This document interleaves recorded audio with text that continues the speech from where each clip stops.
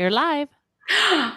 And I'm back. Welcome to the Hey Comadre podcast recording and live stream. Now, I know I have some friends over here that are listening and watching on Instagram, as well as some friends over in TikTok land. And also, I just want to say, first of all, thank you to SDC Builds, who's always opening up their home, their offices, for sponsoring our location and making sure we have a nice, comfy couch to have the Hey Comadre podcast recording and live stream. And I have a comadre that just walked in who's going to join the fun. So come on in, Angelica. Woo! So super shout out to, and also Liliana. Liliana, I just want to say thank you, Liliana, for always being creative and coming up with this concept of like Radio Cristal years ago. And here we are celebrating, sharing, La Super Comadre Claudia Show, as well as Hey Comadre. Now, we have four comadres here for the Hey Comadre. And I have a comadre that just got off the plane. She flew in, like literally flew in. She got hair blowing everywhere. Right? So welcome. Get comfy. I was going to say, we should do this in pajamas and blankets one day. You look good today. What? Thank you, honey. Thank you. Oh my gosh. I was looking at myself. I'm like, I feel like I belong on Grease. And then we started singing.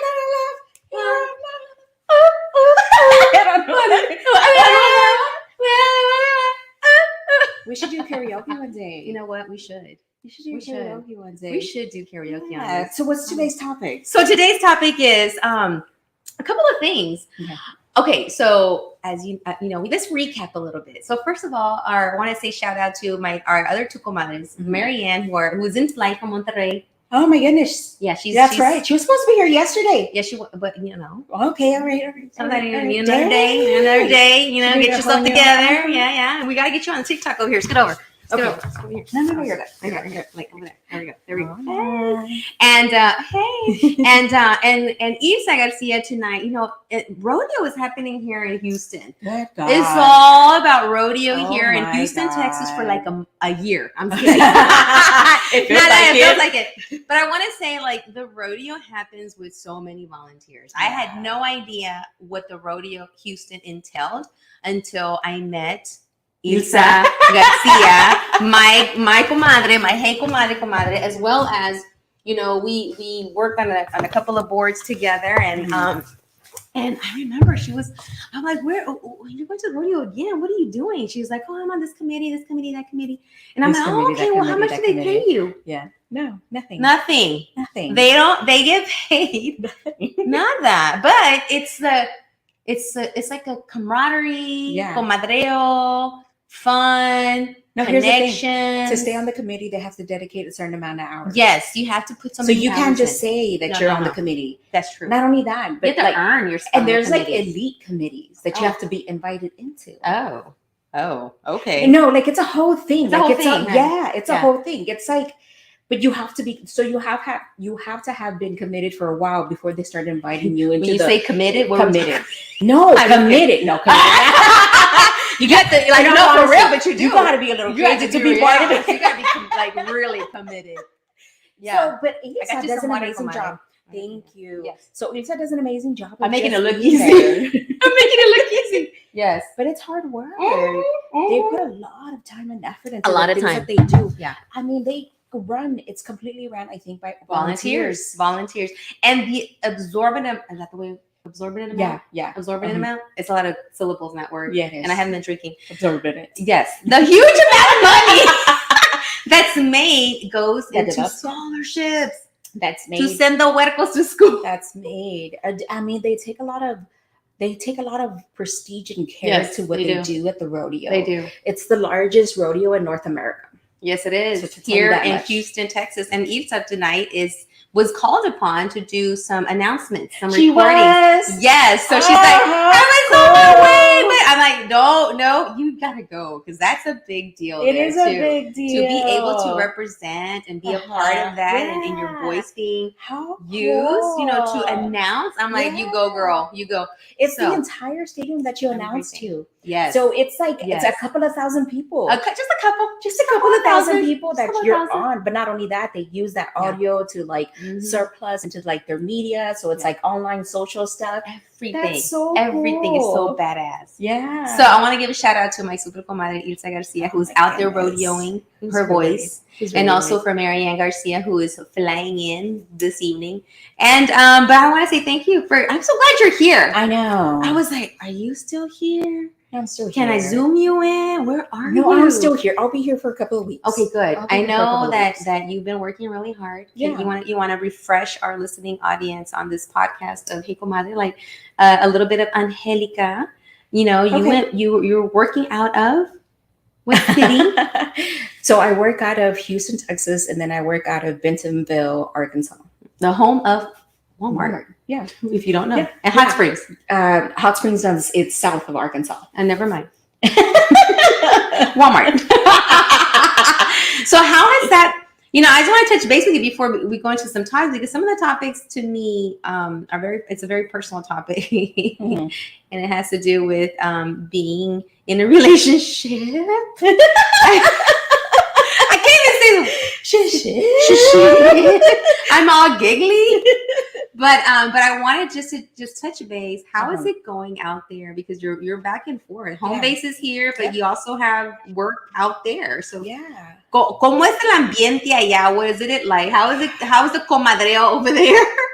It is different. It's different. The life is slow pace over there. Okay. And over there, I feel like you have to have a reason to like see people. Like, yeah, they're your friends, and yeah, you hang out, but you have to have an initial reason. Here, we fuck around, and we just like we don't need a reason. No, we don't need a reason to see each other. Mm-mm. It's like, hey, I'm over here. Yeah. We're gonna have lunch. Let's have dinner. Let's have this. But over there, they have to find a reason to like see each other. Really? It's so different. I mean, do people live far from each other or something? You got to get in a buggy and shit. What? No. I mean, it's a lot smaller, so they're a lot closer. Oh. Okay. But I don't know. It's just small town mentality that has grown big. Oh. Here in Houston, we like to say that we call it a small town, big city. Like where it says big city, small town, or something like that. Pero what happened? What did I don't know. Hello? Did you call us, comadre Liliana? No. Okay. I was like, I heard a noise. I was like, I hear a noise. Dun, dun, dun. Okay. Yeah, no, remember one time we were here around talking Halloween, and it got we heard some noises and stuff was moving and shit. I don't know. Remember that? Yeah, that was crazy. Okay. So small town mentality. Anyway, but business is going good. I really like what we're doing. I you know me. I've been an entrepreneur for years now, and so we love what we do, and we like the clients that we have. But everything's good. Yeah. I miss Houston with my dear heart because it's home. Did you hear giggling? I did, but I think it's over there. I want to say it's over there. Okay. In the room over there. No, that's spooky. Okay. That is spooky. We just heard some giggling. Yeah, we did. Okay. Are you giggling, Liliana? No, that's you. No, I'm very quiet. I think we're already back to the sound. Okay, good. Because I thought we had a freaking little gremlin running around. What do they call What is it that we bring out? Do we bring out something that's out there? I think it's that energy. I think so. Okay. So back to small town mentality that has grown big. Now I have a question. Are there like people that look like us over there? Yeah. Actually, that's the reason. Yeah, no, but here's the reason why. Okay. That's the reason why we're there, because the Latino community is growing a lot there. Okay. And so of course not. Like I would not, because then I'm gonna be like the minority in the majority. Yeah. It feels so foreign to me because in Houston, we're the minority majority. Yeah. I mean, mind you, we're like 49%, 45%. We're the 40. You know what I'm saying? Yeah. So I feel like we are, it's an exuberant amount of people there that are Hispanic. And I'm very excited to be there. But business is good, Claudia. Good. But like I said, I miss my. But you miss the vibe here. You miss that here. We just like, what are you doing? Let's do this versus an agenda. I miss home. Yeah. I miss like I said earlier, and I know I cuss a lot. I fuck around a lot, and I like to see my friends. I like to just talk about bullshit. Yeah. I like to just comadrear, just like whatever. Aquí andamos having a really good old time. Yeah. Yeah. Over there, no, hombre, what are y'all doing? Oh, I'm gonna go. And I'm like, why are we riding 13 miles on a bike to see each other? I don't want to do this. I'm not down for this. So okay, there's biking involved. So speaking of biking, I know Houston. I've been to LA, New York, Chicago, Florida, major cities. Yeah. Georgia, Atlanta, Georgia. What do you do? What do you do for fun? And I heard a bike. Is there more than a bike? So it's called the natural state for a reason. It is gorgeous out there. Okay, so there's a lot of outdoor activity. Do they have Wi-Fi out there? Actually, internet sucks there. Like the way we're streaming right now, we wouldn't be able to do this. Like, sometimes it's difficult. Yeah. I think we told the internet provider, hey, we need this much, and they're like, what are y'all doing? I'm like, working. What ring do y'all have? What do you think we're doing? I know, right? Yeah, no, like 1 gigabyte. That's it. That's all they give you for like something. Oh my god! I know, it's like terribly bad. I go through like 5. No, it's bad. It's that bad. Like they don't allow you to do much. No. So anyway, pero entonces it's called the natural state for a reason. Okay. Because there's hiking, there's biking. There's mountain biking, there's gravel biking, there's like what the hell? There's different types of biking. Yeah. Mountain biking, gravel biking, road biking, long distance biking. You got it's a thing. Do you need a different bike for each? Yes. How she go? I know. Yes, dual. Yeah, no, they look completely different. Really? It's an adventure. It's an outdoor adventure, like space and place, but it's different for me because I'm not. You're not. I'm not. I'm a city girl. You're a city girl. So maybe we're looking at Houston, and and part of Hey Comadre is to talk about just for if you're listening, welcome to the show.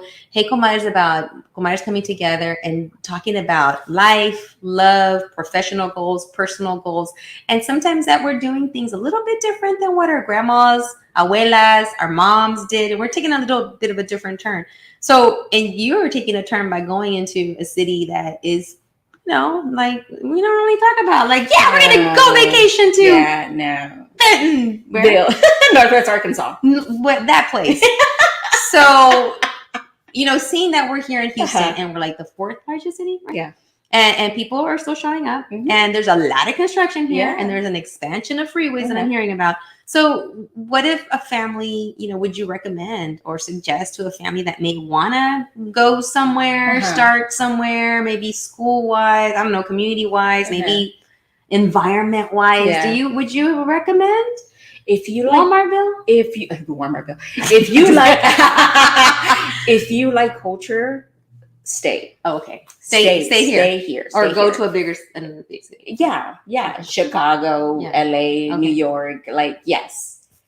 Stay to the big cities if you want culture. Gravel. But if you want to raise a family, in a world where education is priority, where we're not so much culture is part, but you want to grow professionally, that might be the place for you. Okay. Silence. And what about economy wise? It seems like here, economic wise, I'm sorry. It seems like here in Houston, there's always, you can start something. You can show up here in Houston, start a business overnight and sell stuff, right? Out of your house, out of your car, with friends, whatever. You can crowdsource.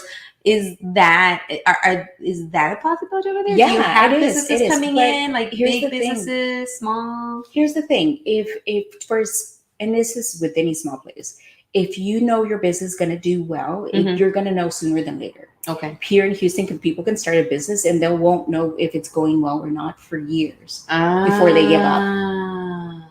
Years before they give up. There, you'll know within the first 2 years. So what in your line of work that you are doing out there, what are you seeing that is, within the Latino population or Latinx, Hispanic, whatever you want to call it? what are you seeing that you're, what are you doing? What are you connecting? What are you bringing? What are you seeing that's growing over there as far as like services and goods? Yeah. So one of the things that, for me, at least, because it's a growing community and they want to grow, I mean, it expanded within 200% within the last 10 years. I know. You would never think. Rapid expansion. It is. Growth. It is. Okay. Immensely. Okay. So the University of Arkansas is like right in the area within Fayetteville, within Northwest Arkansas. Okay. So you got the university town, then you got the big corporations, and then you got everything in between. And then again, you got recreation, what people love to do. Everybody about, I want to say 80% of the people that I met there, they don't have ties to the area. They just moved into the area. Okay. So everybody's from the outside world. And that's one of the things that we're all missing, is that cultural aspect. But to answer your question, is there possibility to like do more there? Yeah. There is. Yeah. Okay. Yeah. But you'll know quick. You'll know quick if it's going to float yes. or sink. Yes. Speaking of floating and sinking, we're going to segue into... Awesome. We're going to go into the relationship piece, because I know that, we talked when the last time we left off with Las Comadres, Ilsa was still available. And Marianne and I were kind of like, talking So I do want to give an update, because speaking of sinking, I want to ask the audience too. This happened to you too. When since the time I've met someone and I've been seeing them, hola Ramon, how are you? I have gained some pounds, and that's something about sinking. Like if you throw me in the water, I'm gonna go down. I'm looking like where? But it's there. It's on the scale and it's in my clothes. Like I'm surprised these pants went over my hips, but I'm fine. But I'm just, because I a while back, when I was into someone that was not healthy, I lost so much weight. And I remember a cousin, we were at a carne asada for someone's bautismo. I don't know. Someone got baptized. Someone had a communion. I don't know what. Like tingles of people and lots of food, right? And my cousin comes up to me, oye, prima, estás bien flaca. You must be, estás enamorada. And I was like, No. Well, it was obsesionada. Obsesionada, I guess. Yeah. Obsesionada. And I was all thought, skinny weenie. I had gone down to a size 2. Never in my life had I ever worn a size 2. And I was like, I wasn't doing. And then hindsight now, the person that I was obsesionada with was not healthy. And the ambulance showed up. They're coming right down the street. Ambulance showed up just like that to wake me up and say, hey, this is not healthy, right? It took me a while. But anyways, fast forward, present day, and the amount of time that I have met this amazing person, I have gained a little bit of weight. And then all of a sudden, I don't know, my phone started hearing me talking about it, because now I get these really cute memes where it's a little monito, like before dating or before a pareja, and it's like someone working out and you see like some abs, but it's a little pato, it's cute. And it's got like, it's working out with muscles. And then after you meet someone and it's all pudgy and it's eating. Yeah. And then I was like really like gung ho in like working out and and I do work out now, but I'm not as so like before, and then this amazing person is an amazing chef. Oh shit. But he is very, very like precise. Like he pays attention. He buys certain foods. He cooks certain things because he knows that I don't eat meat and I don't eat, noodles, and he just makes stuff but then I overdo. He brings me these big old plates and I finish the whole thing. And I'm like, what the hell did I just do? I finished the whole thing. And then because he's taller and he needs more than me. And so he gives me the same portions. I'm like, I can't eat like this. Can you just give me like a third of that? And then if I'm so hungry, I'll pick some more, because he was like whammo on the plate. And then he does plating. So not only does he make the stuff, he makes it look nice. And then he makes it look pretty. And I'm like, and then I eat it all. And I'm like, I don't fit in my pants. But anyway, so one of our things that we've decided to do is we spend time like once a week working out. Oh, okay. Yeah, so we go and work out, and he's really supportive. He does the whole like, come on, you can do it. One more set. I'm like, shut up, and we have great communication. Okay. I tell him I don't work well with someone yelling and cheering me on. Just tell me how much time I have left. And but he needs the cheering on, so I'm like, yeah, do it. I'm like, I sound fake, but I'll do it. Yes, go for it. Yeah, you got one more set. Yeah, 10 more minutes. 10 more seconds. You got this. So has it happened? I mean, has it happened to anyone listening? Has it happened to you? Because I am like, I think, and then I saw some research that it does and I wanted to find it to share it, but I couldn't find it. But you're really good at that. Gain weight. There's a research that has said that when you are with someone, it's a healthy gain weight. Gaining a little bit of weight. It's called healthy gain weight. Is it? Yes. Talk to me about that. And I don't want see, here's the thing. I already had high blood pressure and I already was borderline diabetic or pre-diabetic and borderline hypertension, all that mess. So I want to make sure it's still healthy because I don't want to like freaking like pass out on this guy. Like I'm like walking, and I'm like passing out, Well, where were you passing out from? Maybe working out too much. Okay. It is. I read an article that was called Healthy Gain Weight. That. I promise you. Healthy gain weight. We're going to look it up right now. When you're in a healthy relationship. When you're in a healthy, because the gain weight can be a subsequent of stress also. So it's not, it all varies on your environment and why you're gaining weight or why you're losing weight. Yeah. And it all depends if it is healthy gain weight. I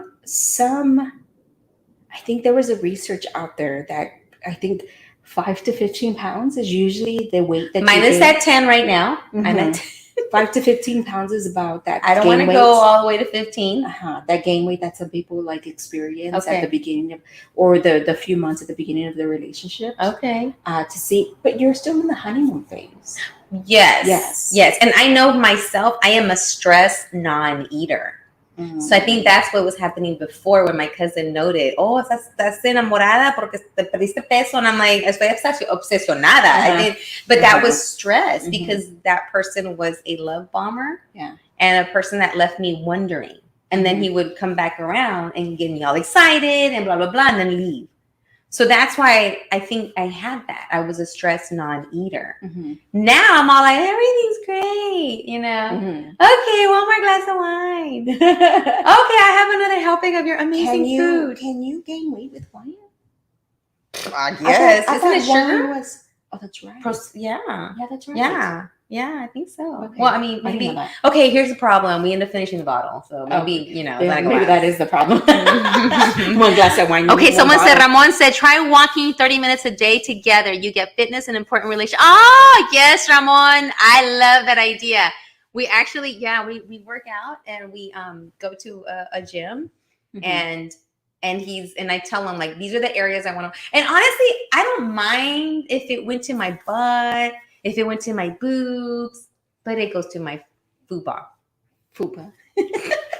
Do you know what the fupa is? Yeah, okay, y'all know what a fupa is? I okay. got my healthy and fupa I haven't had a fupa in forever. And I have a fupa now. And I don't know how to handle the fupa. Okay. Or is it fupa? Fupa? Fupa. How do you say this? F-U-P-A. Fupa. Fupa. Fupa or fupa? Fupa. I'm saying it all French. Fupa. No, it's so a guy, and I have a question to the guys too, or your partner if you are. It don't matter. I don't care. Girl, guy, girl, whatever. Is the fupa sexy? Because I hear that's like the thing too. Like especially after the pandemic, that the fupa was okay. I don't know. The fupa was okay. I have to say this. I don't know. I don't know, but I have to say that I am on board with the dad bod. Oh, yes. I am on board with the dad bod. I have to say that What part of the dad bod are you on board? Are you on? I'm on board. You're on board. I'm on board. The dad bod. It's just there's something about, and somebody explained it really good. Look, I'm not into like the muscular, ripped, thing, chiseled, yeah. all Chiseled. like I was gonna say sizzled, but that's different. that too, because they're sizzling sometimes. Yeah. Maybe. Yeah, Depends. maybe.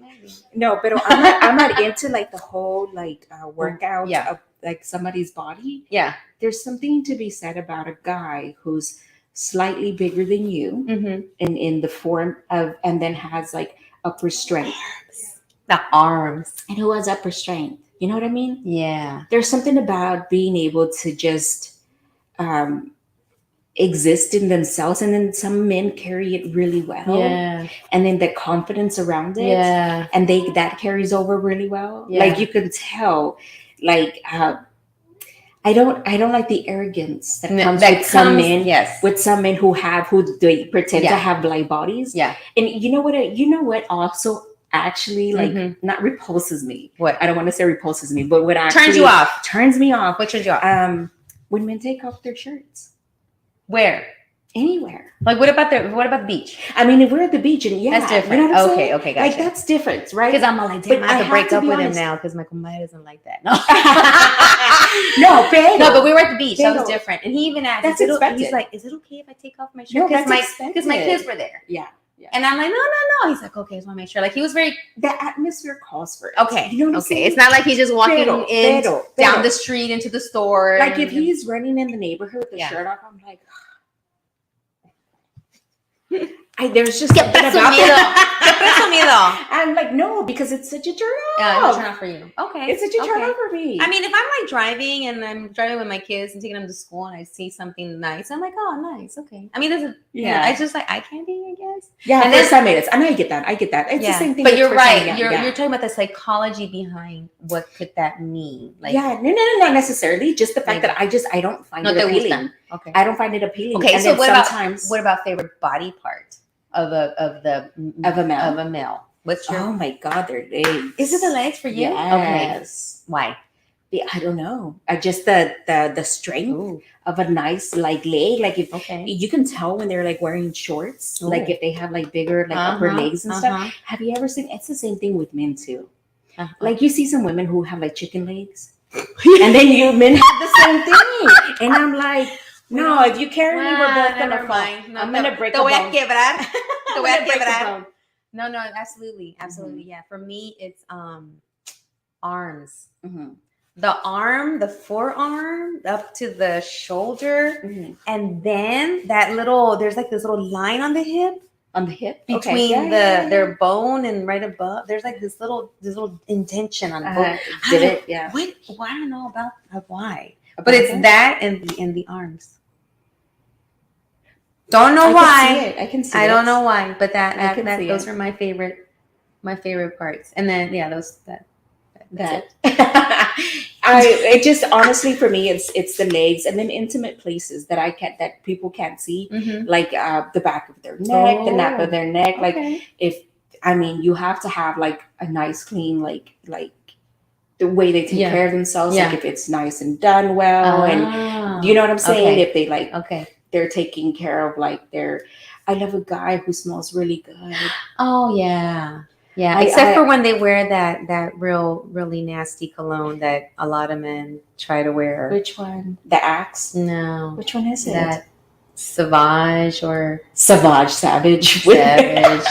The Dior, what is it? Dior? Something stupid. Man, it's Bouton Cologne. That's what Bouton Cologne. That's what I call it. She said. I did. I'm sorry. I shouldn't have said that word, but it's like, I just want to give you I should have done a discretionary, but we didn't because Marianne's not here. But the Hey Comadre Show is not for kids, so hopefully your kids are asleep. But yeah, I read somewhere in a meme that if you go on a date and this guy smells like this, you need to run. Oh, really? Because that is player cologne.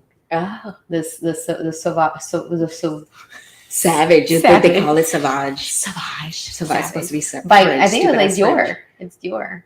I've never smelled it, so I don't know. Not that we're plugging in for Dior because I'm not. And it's true. The persons that I've known to wear that. Oh, really? They match what the men said about that. Holy shit. And if they show up smelling with that cologne, it's a Pouton cologne. Pouton. I'm going to give it a little flair. Pouton cologne. You need to run from that. And And so when I first went into the bathroom of my current pretendiente relationship. I don't know if y'all do this, but I went through his shit? hell fucking yeah. I mean, sorry. Hell yeah. I opened up medicine cabinets. He's probably listening. And I opened up drawers. I'm like, okay, all right. Seems normal. Okay, maybe he hid all his What stuff. cologne does he wear? Because he had one of those in there. I know. He did, but he never wore it. ¿Lo tiraste? Not yet. Okay. Shh. Okay. But and then he had one that he would wear that was called that Tom Ford. It's a fucking fabulous. Mm-hmm. That one Mm-hmm. that smells really good. Mm-hmm. And I remember he wore that once. I'm like, okay, that's normal. Okay, it's a normal. He's not wearing the Pitan cologne. And then one time when I went in there, and I was like, oh my god, you and I had to confront him once, and I'm like, what about this? When you wear this, this means this. And I told him. He's like, really? I'm like, yeah. So, yeah, I'm sorry. I think it's over. I think we're going to have to end it here. We're going to end it here. He's just trying to smell good. I know he's just trying to smell good, but he's trying to smell different kind of. Yeah, no. Yeah. Mm-hmm. And this is any man that smells good. Like, I love men. Yeah. I like the clean, you just took a shower smell. Like the what is it called? The fresh, the green, the Irish scents. Irish scents. Irish Springs. Irish scents. Irish Springs.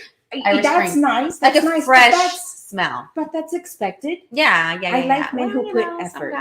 I like men who put effort. Yes. I like men who smell nice. Look, you can look. I mean, I'm not saying you got to put on a suit. You got to do this. You got to do that.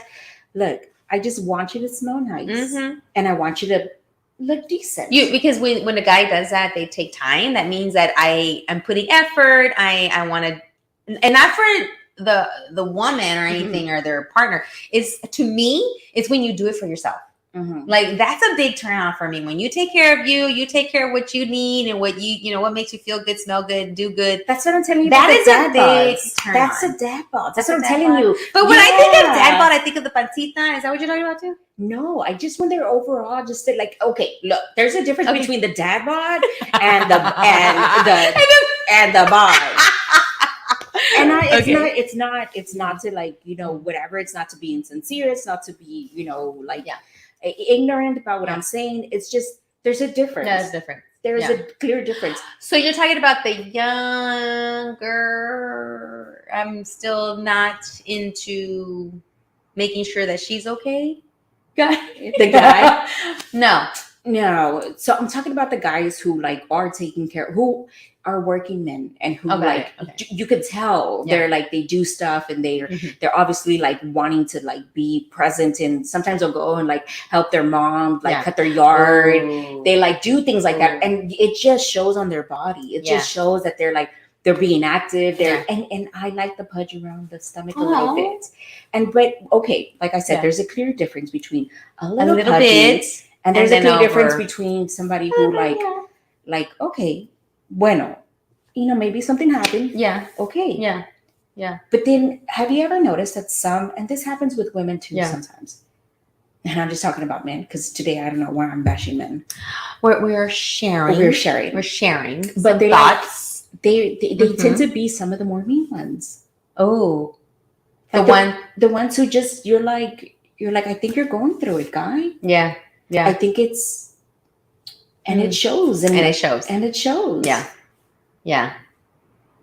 Man. Okay. When you go on for, let's go back to a time when you were first dating. Or did you ever like show up somewhere and they were not meeting certain things on that first moment, and you're like, didn't even continue? You're like, I'm out. Or okay, you walked out before they even approached you. Like you knew that was them coming, and you. I still have favorable relationships that are platonic relationships with men. Okay, so I do business again. I'm an entrepreneur, and I meet men all the time. In my business, I do.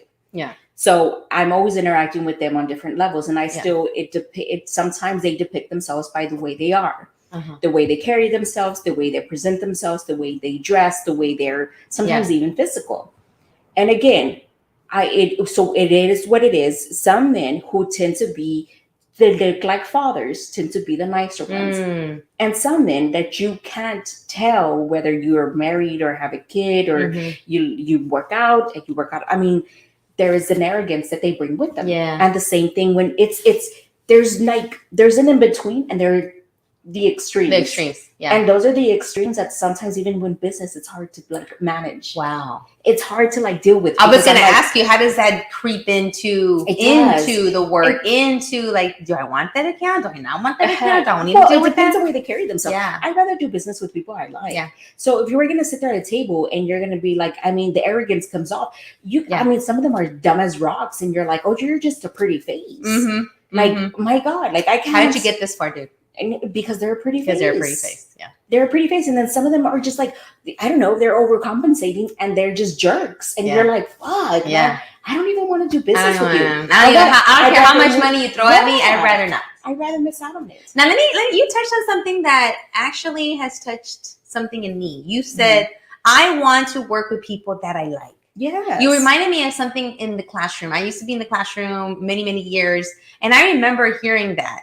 And a lot of teachers were like, I don't believe in that. Like, you know, they would tell us, hey, the kids need to like you, to learn from you. Yeah. Like, you need to have a relationship. And I remember there was a 50% right there. 50% of the teachers would be like, I don't need anyone to like me. I'm just here to teach a subject and that's it. And then the other percentage was like, no, yeah, we need to have a relationship. They need to feel that they're loved and they're accepted in life.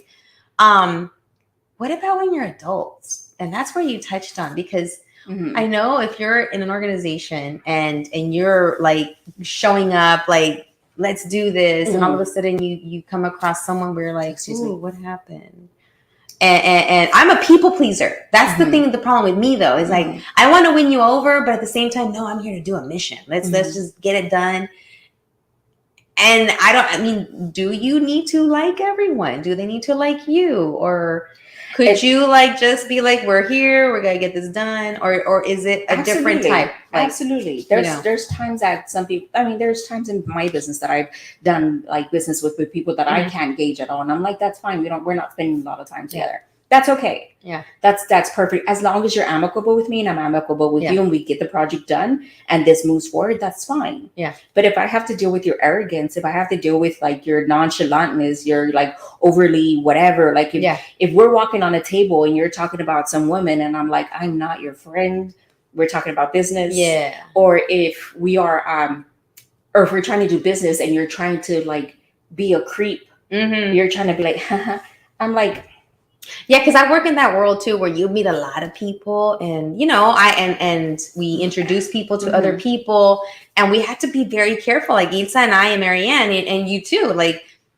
sometimes our overly connection or approach or friendliness, it's because we want you to succeed. We want you to meet other people that are going to help you in your business and whatever. But then sometimes that gets a little distorted, or it might be taken a different way. So especially by sometimes by the male counterparts. By the male counterparts and sometimes some women. Yeah, it happens. And that's okay. But so it's like you gotta keep it professional. So how do you keep it professional if you feel that something comes, like you're feeling that vibe? What do you do? What do you say? How do you handle that? In business form, I have to tell you this. Because I like to do business with people that I like. I like to do business with people who understand what we're like, what the methods are of what we need to achieve. One, that's first and overall. Two, I don't mind like messing around, because that's when you get in an intimate place with somebody. Again, very platonic. When you get in an intimate place with somebody, you get to understand like their vulnerabilities. You get to understand how they manage themselves. You get to understand how they work, how they do things. When is the best time to contact them? How is the best way to contact them? Can I text them? If I ask a question, will they respond? All of this takes into play. If I can't break that barrier, my job is going to be difficult. Not only that, we're not going to excel or even succeed in whatever the goal is. That is difficult. So do you manage it? Yes, absolutely. You work through it. You get it done. And sometimes it's messy as hell. It's So it's okay. You learn. Yeah. You learn. Yeah. You move on. You make sure you don't do business with them again. So you close the shop, close the deal, y ya se acabó, Yeah. after you move on from there. Okay. Yeah, again, because your reputation's on the line, and my reputation matters to me. True. Because the work that I do matters to me, and how well I do it matters to me. And it might not work for them, but it works for me. But for you, word of mouth, or how you did with that person, and how you ended it and how you moved through it is going to help you with. It is. Yeah. It is. The last thing I want to do is talk bad about people or have people talk bad about me. Yeah.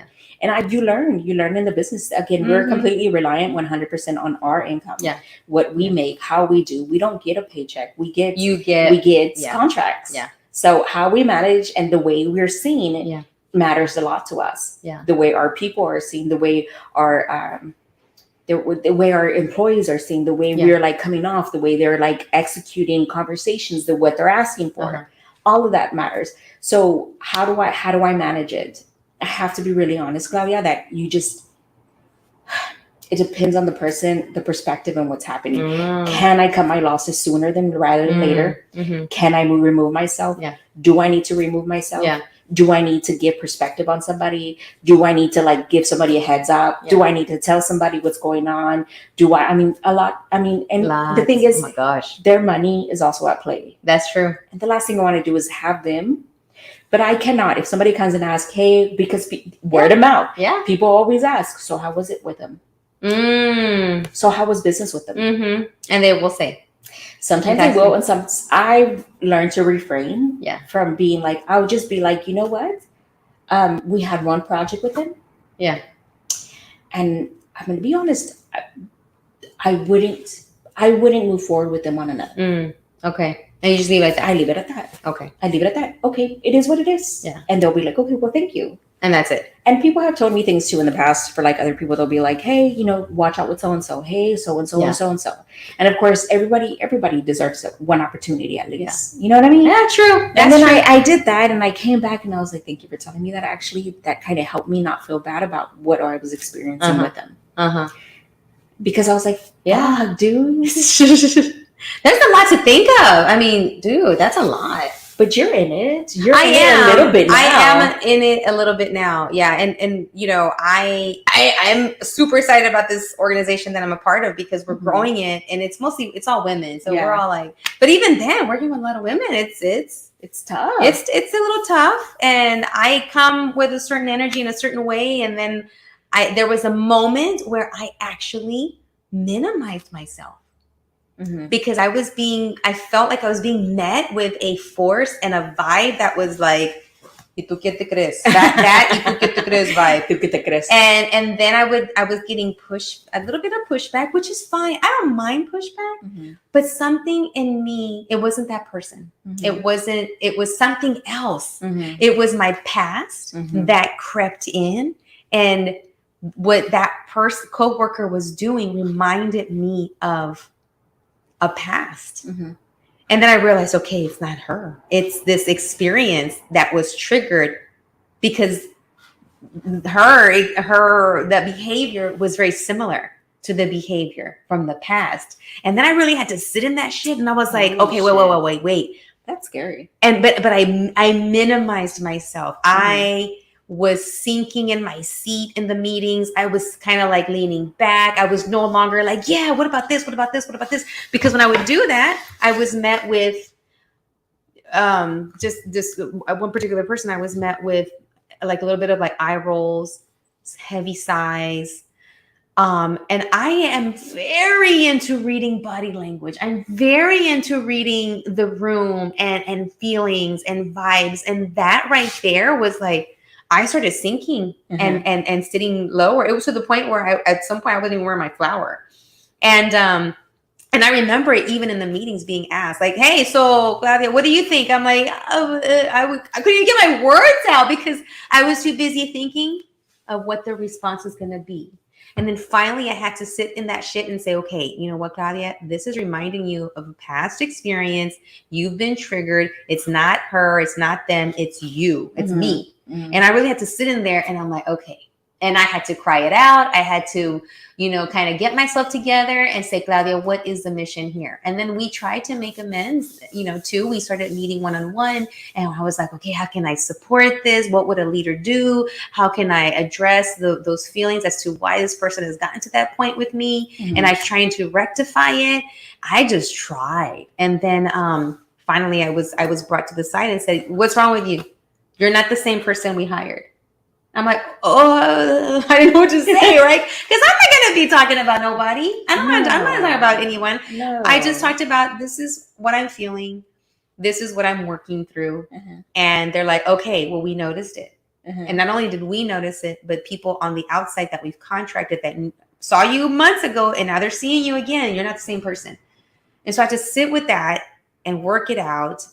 And then I came back. And I came back again with like, let's do this. Yeah, let's try this again. And realize that I'm going to come across people like the person from the past. Mm-hmm. And I have to be okay with that. And I have to not let them dim my light or make them or let myself be dimmed. Mm-hmm. And I have been absent from being out there and doing my comadrazgo and being out there with Ilsa and Marianne and HPO and everything. And not because of that, but because, and that's another thing that's happening. I need to also spend more time with my girls. Mm-hmm. I've been supporting my former spouse and helping him through, the cancer, and he's finished radiation, he's finished chemo. And now we're moving into like getting ready for reconstruction and all that, and surgery to remove what's left of the tumor. So please pray, send prayers and all that he's okay, because he needs to be okay for the girls. And I need to make sure he's okay for the girls and our girls. And so I've been kind of taking a little bit of a back seat and spending more time with the girls and just doing more with them. And that's been rough because I need my older comadres. I need you guys too. Like, I miss Isa. I miss you. I miss Marianne. I miss my grown girlfriend, but then my girls are entering a phase, like another new phase of being in high school and liking, and one of them has a little boyfriend, and I'm like, oh my God, and how do I handle this? And then, what about the sex talk? I'm like spelling it out, like I'm a teacher right now, and how do I do that? And, because I started thinking, like, when did my parents have a conversation with me about relationships and little boys? Never. My parents are like, no te metes la pata, no salir con tu domingo 7. El domingo 7. Yeah. My dad's only words were, don't be jumping from bed to bed. I'm like, what? That was his sex talk. Don't be jumping from bed to bed. I'm like, oh, okay. But I remember back then, I'm like, the difference between me now and my girls then is that back then I was so in love with every little boy, right? All the little boys. Nobody paid attention to me, right? Mm-hmm. So that worked out. Nadie me peló, so nobody had to talk to me about like the little boy crush that's calling me and wanting to, meet with me or be my little boyfriend. Nobody nadie me peló, right? So I didn't have that. So now I have 2 amazing daughters that are fucking badass, and of course they attract. Yeah. And now I'm like, shit, one of them has a little boyfriend. And he's just cute as a button. Like, I could put him in my pocket. He's so little, so cute. Like my little one, she's so cute too. But I don't care how genius you are, or how smart you are, or how GT or whatever. You're still a human being with hormones. Yes. When you strip it all away, yes. When you strip away like all that, you're still a little human being that's a teen with hormones. And so now that's where I'm at. I'm at front row right now and on that stage of the life. The last time, I have to say, since Diciembre, it has been different for you. Yeah. These last 3 months have been different for you. Yeah, it has. And I remember you and I, we met up at the rodeo last week. Yeah. And I was like, damn, I haven't been around a lot of people in a long time.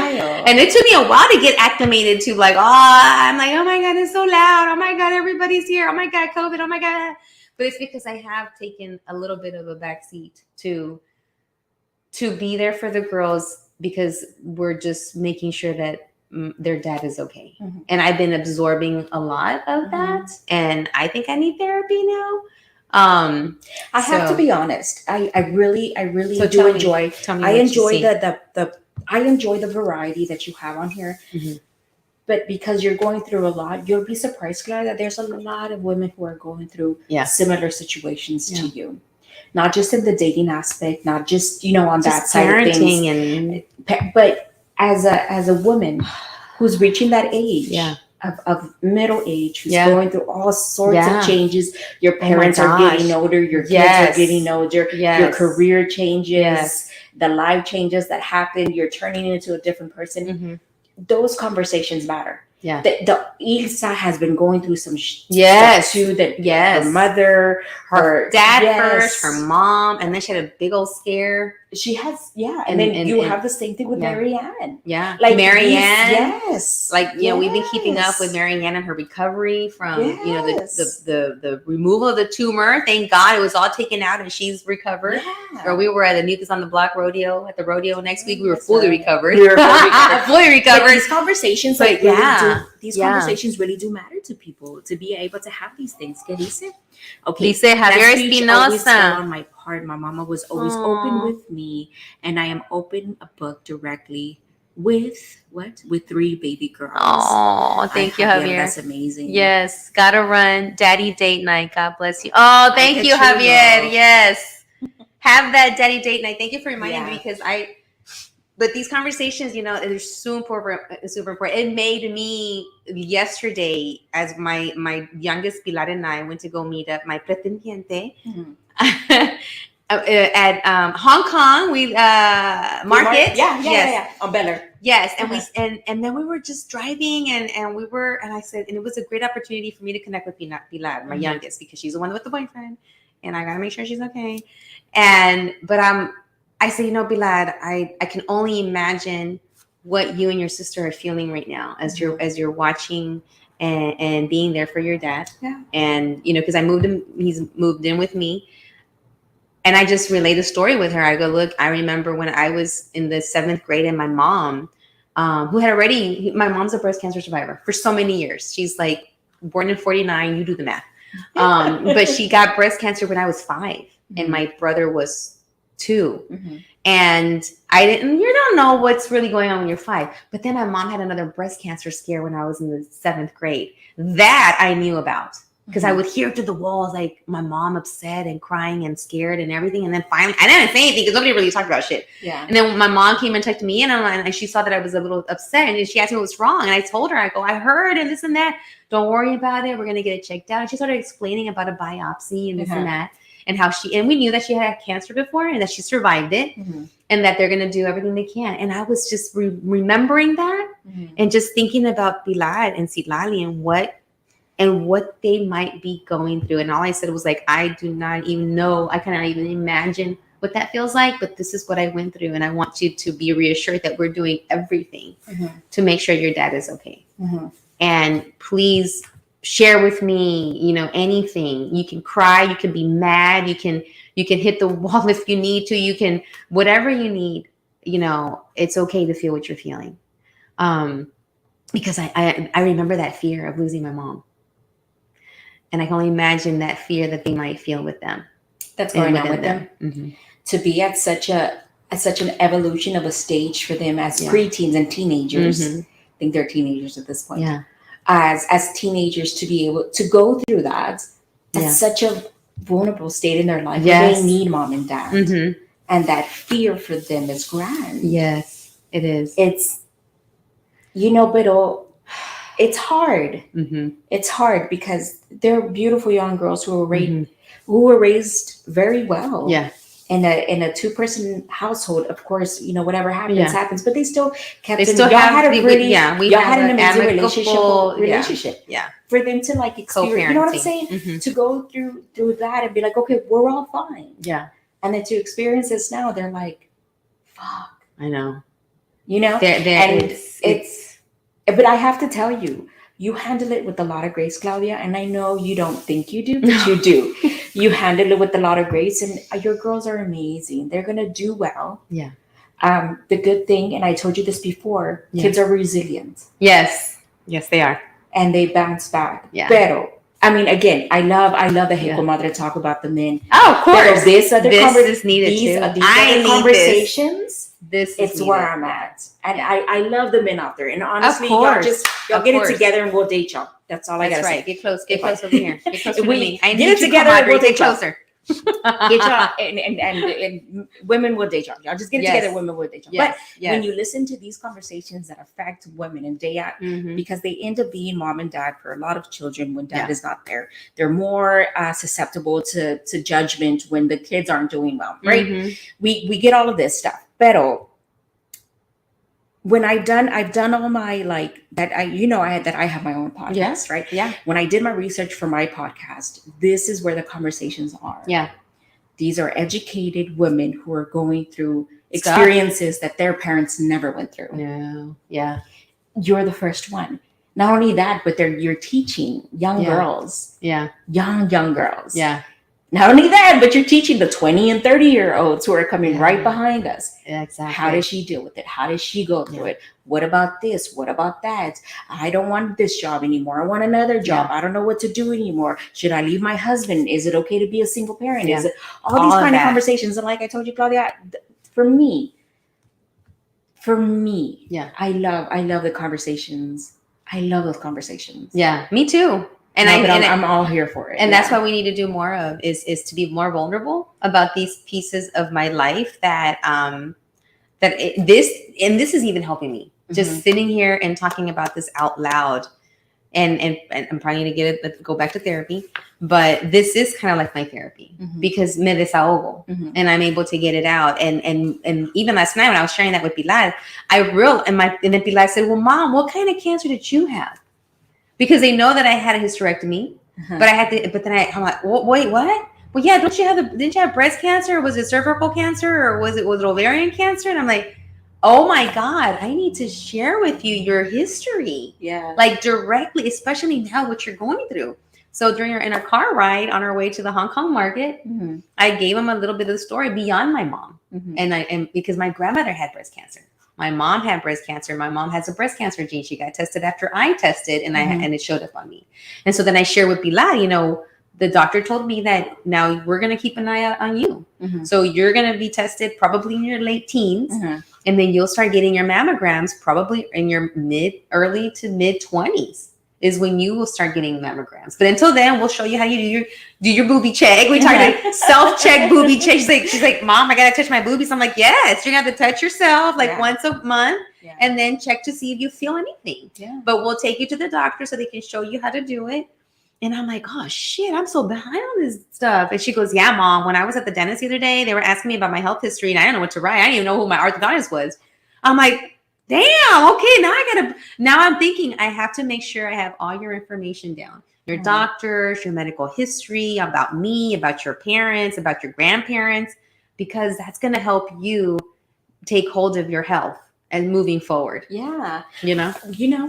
At some point here on life, maybe we can do our own health. Yes, we'll put on those suits, and then we'll start checking ourselves to do the booby check. Do the booby check. Do our own booby checks to see. You know what I'm saying? No, but honestly, in all sincerity, my mom she had cancer in her uterus. Oh my gosh! Right after she had me, so she had to have her thing. Marianne, but right after me. Oh Jesus! So I mean, it's a whole thing. Right after you. Right after me. Oh, that's the only reason they got it, because she gave birth to me, and they seen it. And they saw the tumor. Jesus. All right, ladies. Well, this is a lot of stuff. It's a lot. It's a lot of information. We need need to come back and revisit this. We need to have real conversations. Yep. These men can come along too. Yes. We need it because we need each other. Yeah. We need each other. Why did we start talking about health? Your 5 pounds that you gained. Yeah. So healthy gain weight. We started talking about that. I started talking about my triggers. Like, why did I feel this about my coworker? And it was really about me, not about them. Oh Jesus, we went through a lot. Yeah, we sure did. We went all over the place. So thank you for joining us on Hey Comadre with my comadre Angelica Cázares, who is between here and Northwest Arkansas. Walmartville.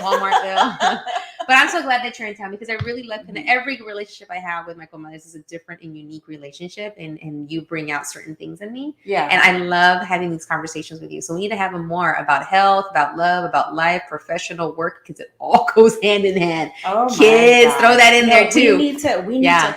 I'm gonna drag all of y'all into that place. I mean, I love it. Drag me. You know what? I love having these conversations about the men that y'all are dating and listening because I live vicariously through you guys. I'm like, and I'm like, oh my God, really? And then what happened? Oh my God. And whatever, all of that stuff happens, right?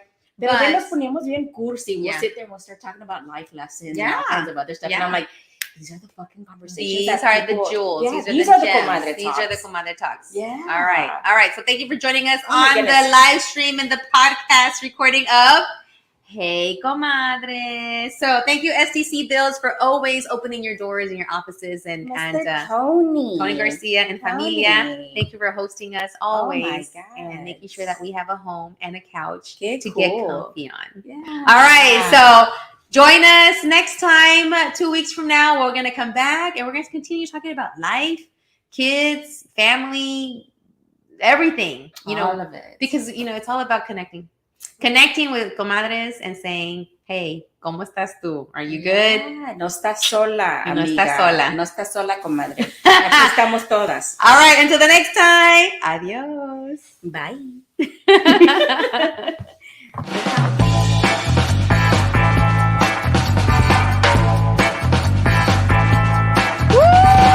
¿Cómo están todos?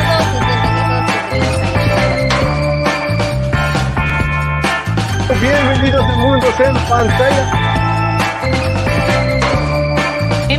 Bienvenidos a todos.